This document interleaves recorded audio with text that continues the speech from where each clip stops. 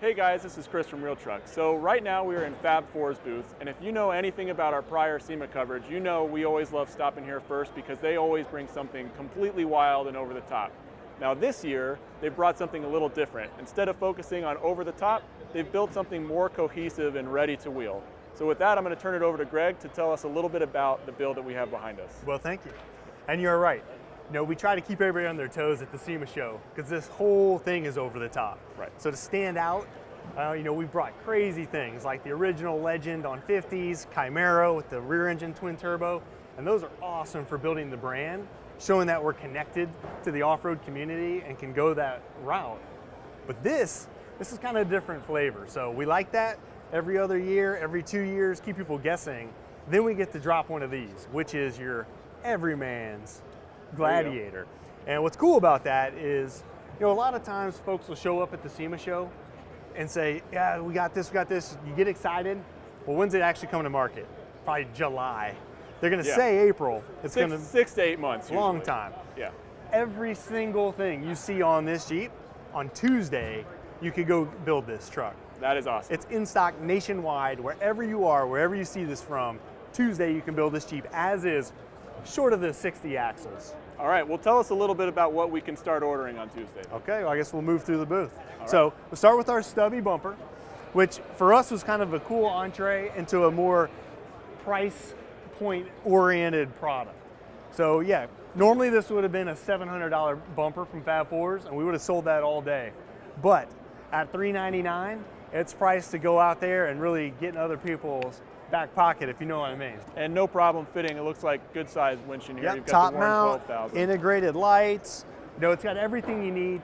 3/16 construction. You know, a lot of folks say, wow, at that price point, I'm expecting a chintzy bumper. Well, we don't do chintzy.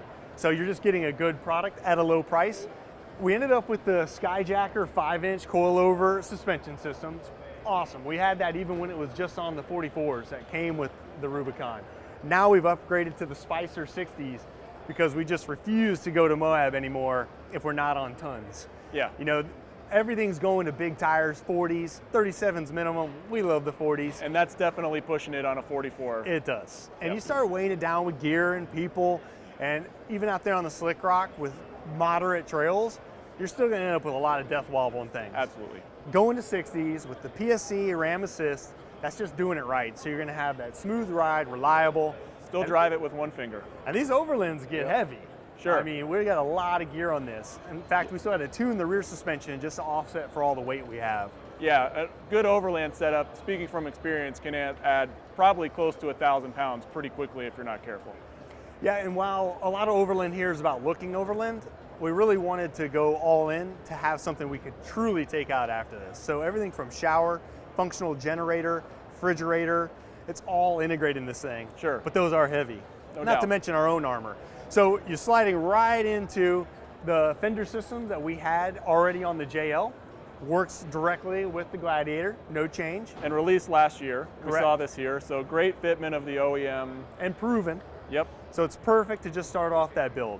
From then on, you're pretty much in Gladiator territory because of course the slider system has to get longer, has integrated Rocklight mounts to it.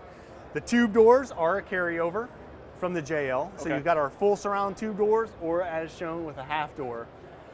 All right, so we've talked about the front. Now you've got a lot going on in the back as most Overland builds do. So tell us about this rack system because it looks pretty awesome from here. Thank you. Well, you're right. That's the foundation of Overland, is where you store all the stuff. Right. And so what we wanted to do for a rack is offer two choices, which is just the bed mount, so you can put a tent on top, tons of modularity as far as mounting to it.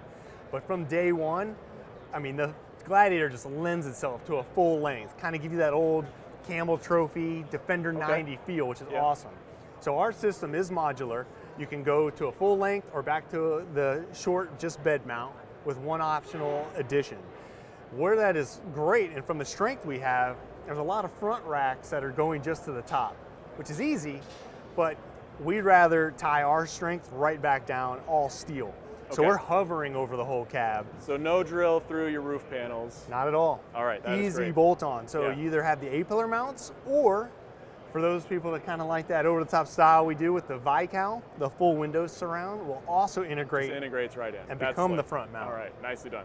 So with that full Overland rack, now you've got the platform to put anything you want. So we've got the awning, the tent, generator, refrigerator, it's all water in there. system, I see Loaded. all that Yep. up there. Yep. Take a hot You shower. guys are ready to go. So what else do you have going in the back? Because no Overland build is complete, I feel like, without a set of drawers or a slide or something like that. So tell us about what you've got in the bed. So we stacked two systems. We've got the decked pull-out drawers, and actually all integrated with LED lights inside, which is pretty nice. And then the cargo glide on top, which is allowing us to put the fridge and the generator up there and just gain access. Okay. You know, it does get, when you're trying to pack it all in there, accessibility becomes a problem, and at camp, it's sweet to be able to just slide that out. Sure. That and digging around your fridge or cooler when it's further in the bed, even with the tailgate, just can be a bit of a chore sometimes. So it is nice to be able to bring that out for access purposes. So next thing I want to show you though is our rear bumper. So the factory Rubicon has a rail down there to protect that bed. I mean, that was the obvious concern of the whole community. Like, look at that overhang, you'll drag it on rocks. It's definitely longer than your traditional Jeep, and the overhang in the back is cause for maybe a little bit of concern. For sure, so you have to protect it. Well, we didn't want to rely on the OE brackets in case the non-Rubicons didn't have it. Fully built our own structure and have a full integrated corner with 2 steps.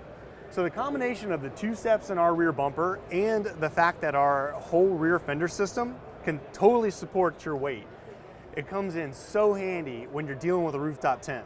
Yeah. Because you think about actually reaching that and unvelcroing it and pulling the cover off, it's hard to get there. It is. That's one of the biggest challenges sometimes, is getting everything closed back up. Access and reach can become a problem. So having a few extra steps around the vehicle, be it a slider or a rear bumper, is fantastic. Yeah, basically we've created a shelf that's 2.5 feet off the ground. You can stay 100% off the ground on our fender system, our rear bumper corners, and then the rear bumper and around the other fender system.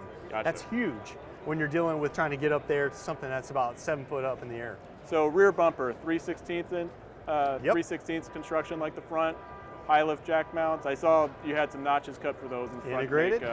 Integrated backup lights. Awesome. And then, just because it's fun, we didn't have to go this way, but we kept the construction of it more modular so that even the D-ring mounts, which are part of the core base, can be color matched. And that was important to us because the Rubicons kind of have that signature red hook to begin with, and I knew folks wouldn't want to lose that perhaps. So you can make that part red, still get that splash of color while having all that integrated corner. Well, we all know the Jeep community loves to accessorize with some color match stuff here and there, so that's probably a wise move on your part. It is. So back to our heritage, I still love rock crawling to this day. I do it competitively. Being off-road is in our DNA. It's not about looking like the next guy, it's setting the standard the first time. So functionality with some of our style is important. We've done it again on this Gladiator, and if you love it, go get you one next week. All right, Greg, well, thanks for telling us about the build. It does look awesome. If you guys want to see more of this build, follow us on Facebook and Instagram, subscribe to our YouTube channel. We're going to have great content coming to you all week long, and we'll see you in the next video. Thanks a lot.